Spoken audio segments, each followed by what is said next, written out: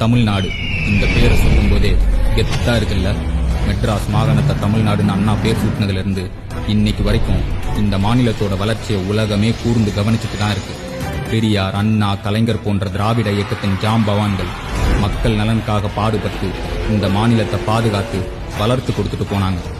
இவங்கெல்லாம் போனதுக்கு அப்புறம் இங்க ஒரு வெற்றிடம் இருக்கு, அதை நான் நிரப்ப வரேன்னு அவன் கூவிட்டு இருந்தான்.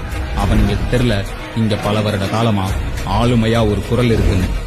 சில கயவர் கூட்டம் அப்பப்போ இந்த மாநிலத்தை கொள்ளையடிக்க ஆட்சியில் அமர்ந்து மக்களை துன்புறுத்திட்டு இருந்துச்சு. கம்பீரமா அந்த ஒரு குரல் இவன்களை எதிர்த்து எதிரொலிச்சுது. வெறும் குரல் தானே, அதால நம்மள என்ன செஞ்சிட முடியும்னு தப்பு கணக்கு போட்டுச்சு அந்த கூட்டம். ஒட்டுமொத்த மாநிலத்தோட குரலா ஒலிச்ச போது அது வெறும் குரல் இல்ல, இந்த மாநிலத்தோட தலைவர் குரல்னு அவனுங்களுக்கு புரிய ஆரம்பிச்சது.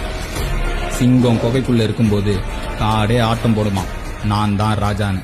ஆனா அதே சிங்கம் குகையை விட்டு வெளியே வந்து ஒரே ஒரு கர்ஜனையை கொடுத்தா காடே அறியுமா யாரு ராஜான்னு.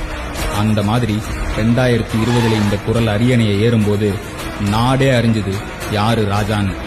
இன்னைக்கு மாநில மக்கள் மட்டும் இல்ல, இந்தியாவே ஒடுக்குமுறை, ஜனநாயகம், பாசிசம்னு அவங்களுக்கு எதிராக எந்த விஷயம் வந்தாலும் அதை எதிர்த்து இந்த குரல் எதிரொலிக்கும்னு நம்பிக்கையா இருக்காங்க. இப்பேற்பட்ட குரலுக்கு சொந்தக்காரர் முத்துவேல் கருணாநிதி ஸ்டாலின்.